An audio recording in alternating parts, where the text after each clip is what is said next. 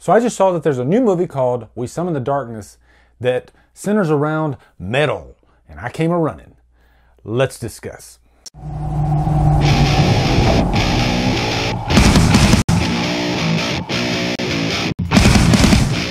We Summon the Darkness stars Alexandra Daddario, Amy Forsyth, Johnny Knoxville, and is directed by Mark Myers. What is up, guys? It is actually Easter Sunday. Happy Easter to everybody. It's recording weekend for me. I am recording 4 videos right now, and this is the first one.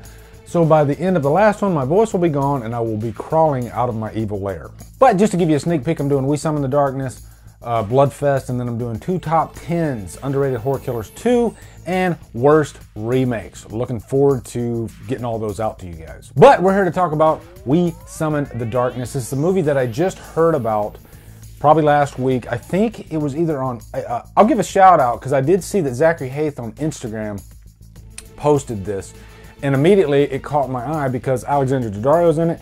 Looked at the trailer, then I saw that this has like metal music, like these characters are metalheads, and that caught my eye immediately. Like, this is definitely something that I wanted to see. Just last year I saw the movie Lords of Chaos, which is a true story, which is really good. Most of the time you can suck me in with those movies, even if they're only like okay, but when you combine them with like a good thriller, a good horror, then that's even better. And usually metal and horror go hand in hand anyway, so it's all good. But quick plot synopsis, you got these 3 girls, they're metalheads. This takes place in, I believe, 88. And they're going to this like local metal show for this band. And they're supposed to be, this is a fictional band, they're supposed to be like one of the better bands of the day. And throughout the movie, they do mention like other like real bands, like Motley Crue, Kiss, all those types. They do pay homage to some of the greats, of course. But they meet these guys who just pour out of this van, you know, the potheads, and then they lure them back to their house. And then this is where the thriller aspect of the movie really kicks in. It's definitely one of those cases of being in the wrong place at the wrong time. Or I guess any time would be a bad time to be in their place. But these guys have literally been brought to this house so they can be tortured and killed, pretty much. And the reason behind that, I'm not going to go too deep into that because this is not a spoiler review, but shenanigans. Now, first off, Alexandra Daddario is in this. I really liked her in Texas Chainsaw 3D. A lot of people do not like that movie whatsoever. I like the movie. It's a fun movie. But she's making a name of herself. Does it hurt that she looks like Alexandra Daddario? You know, she's kind of like the current young leading lady of the day. But I don't think she's really found her stride yet. You know, she's still trying to find that perfect role. Unfortunately, I don't think this one was it. And we will get into the cons of the movie. It's not horrible, but there's definitely some issues with it. But she's kind of the leader of this group. There is a nice little dynamic between her and the other 2 girls. As a matter of fact, there's this one character, Val, played by Maddie Hassan. I thought she was probably one of the most interesting characters. I guess really the funnest character of the bunch because she's kind of a loose cannon. She's the one character that's not like always together, I guess. And so I like characters like that because they're unpredictable and you never know what they're going to do.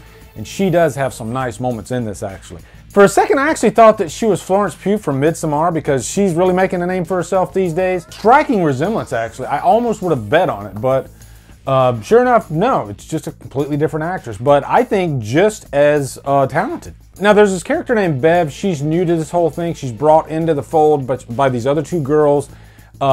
Without going into any spoilers, there is a little bit of like satanic cult doings at play. You know, that's a plot element of this movie. They even have it in the trailer. And that's kind of the reasoning given for these murders. But you can tell I'm being very, very careful with my wording here because there are some surprises along the way. And also, Johnny Knoxville is in this thing. He's always unpredictable too. Like, he's hit and miss. I love him in Jackass. Who doesn't love him in Jackass? But he's actually a decent actor too. And he plays like this reverend.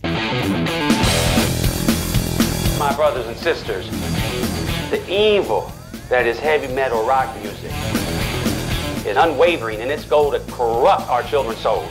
If you remember back in the 80s, there was a lot of scandals with these ministers, you know, trying to pull money from the public And it's really sad when you're using people's religion against them to get their money. But it happens all the time. But in the 80s, there was a lot of scandals going on. So maybe that's the reason why they set this movie in 88. Because outside of that, no reason whatsoever. This movie could have been set in the present day. Rock concerts still happen today. I go to them all the time. So why they decided to set this back in the 80s, I really have no idea. They didn't really work the plot around it too much. And you can already tell that I'm like getting into the cons. And I don't mean to do that, but it just kind of happens because there were some things about this movie that really irked me. But before we get into the cons, a couple other things I did like though. The guys that are lured to the place. One of them, Mark, played by Kean Johnson, he was actually in the lead of Battle Angel. You might recognize him, but I thought he was really good in this actually. He was the one character that I was constantly rooting for because one of his friends is in really, really, really bad shape because obviously these three guys are there. You know there's going to be some battle damage, okay? That's no spoiler. So one of them's really battle damaged, and Mark is the guy that pretty much can save his life. And so we're rooting for him along the way, and I actually like this character quite a bit. He's probably one of my favorite characters. Him and Bev, those two characters I thought were great in this. Also in the violence department, I will give it a pro. I like when you bring like realistic violence to the table, kind of like in Green Room. I could compare this movie a lot to Green Room actually, about characters being stuck in the wrong place. If you remember how visceral and realistic the violence was in that movie, there are a few scenes like that in this one too, you know, that felt like real knife wounds and stuff like that. You know, they didn't go overboard with it because sometimes when you go overboard, that takes away the realism from it. But it's still really bloody. You know, there's a lot of blood in this movie. I will give it that. Okay, now let's get into the cons of this movie. First off, this movie borrows from a lot of different genres. It's like a hodgepodge or subgenres. One being the people stuck in the wrong place at the wrong time. I brought up Green Room. And then also, you know, I guess the metal, the rock genre.